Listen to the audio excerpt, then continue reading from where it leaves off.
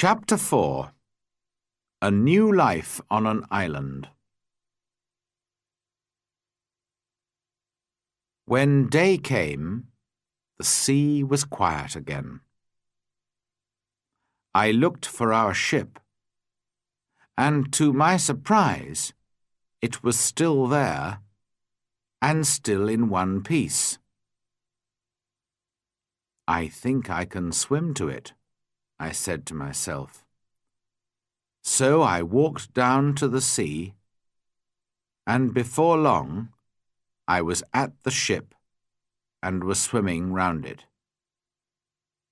But how could I get onto it? In the end, I got in through a hole in the side, but it wasn't easy.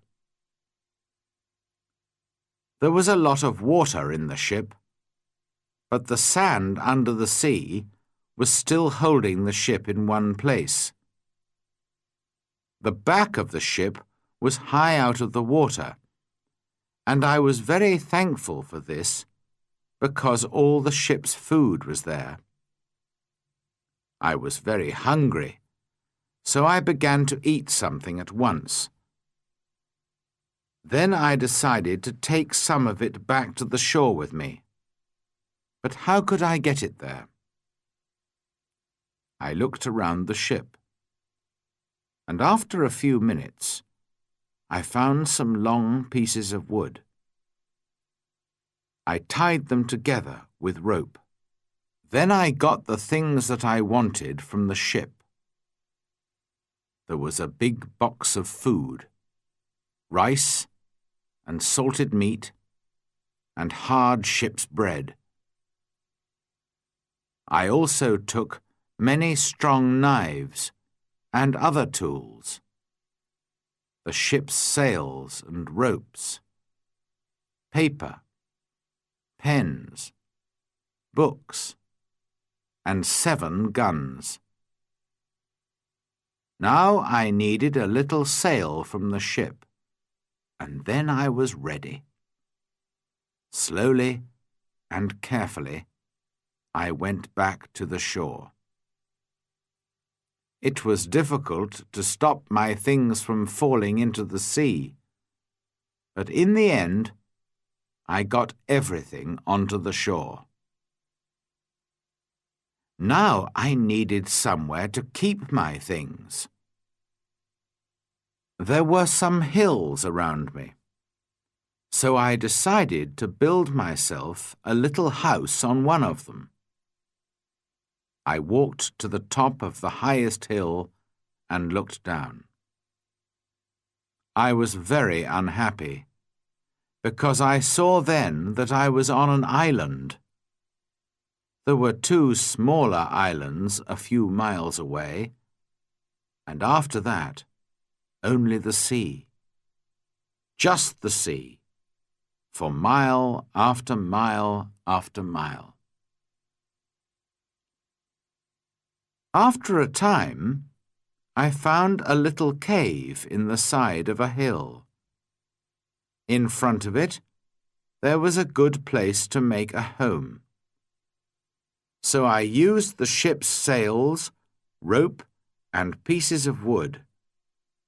And after a lot of hard work, I had a very fine tent.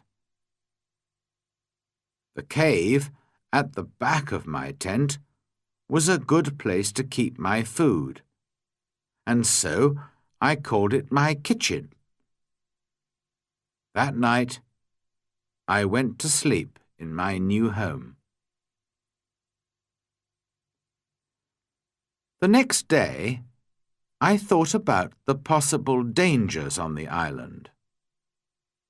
Were there wild animals? And perhaps wild people, too, on my island? I didn't know, but I was very afraid.